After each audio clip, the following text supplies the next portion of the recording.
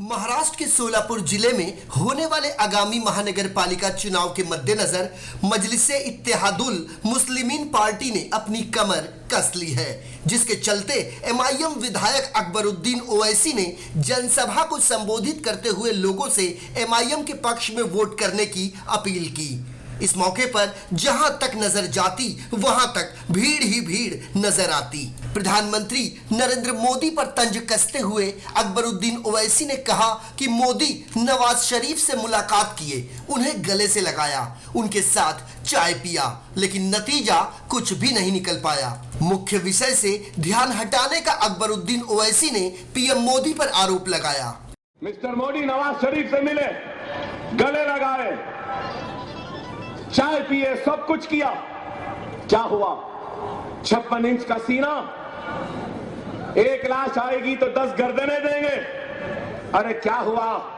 उरी का अटैक हो गया, नागौड़ा का हमला हो गया, क्या करे? कुछ नहीं करे, असल मसलों से तवज्जो हटाते रहे। प्रधानमंत्री नरेंद्र मोदी के स्वच्छ भारत अभियान की खिंचाई करते हुए अकबरुद्दीन ओवैसी ने कहा कि पीएम मोदी ने स्वच्छ भारत के नाम पर देशवासियों के हाथों में झाड़ू पकड़ा दिया और वो अभी तक पूरा भी नहीं हो पाया था कि उन्होंने काले धन को खत्म करने के लिए नोटबंदी का ऐलान कर दिया। लेकिन सवाल वही कि काला धन आखिर गया कहां? साल भर पहले स्वच्छ के नाम पे पूरे हिंदुस्तान के हाथ में झाड़ू का कट्टा देके खड़ा दिए थे।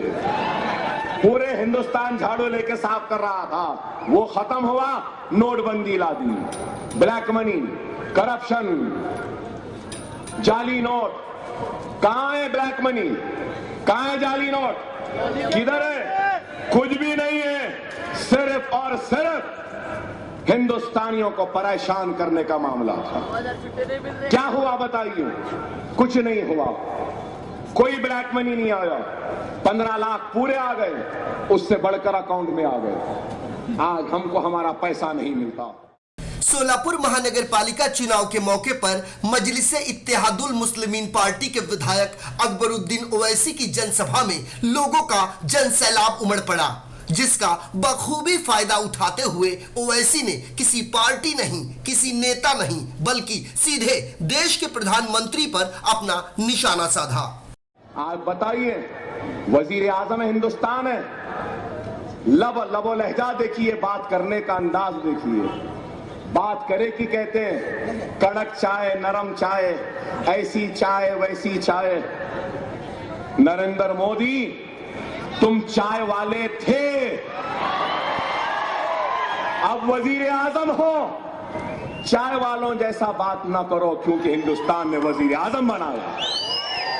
इसलिए लोग कहते हैं कि एक बादशाह अगर फकीर हो जाए और एक फकीर बादशाह हो जाए तो उस बादशाह की फकीरी में भी बादशाहत नजर आती है, लेकिन एक फकीर अगर बादशाह बन जाए तो उसके बादशाहत में फकीरी नजर आती है।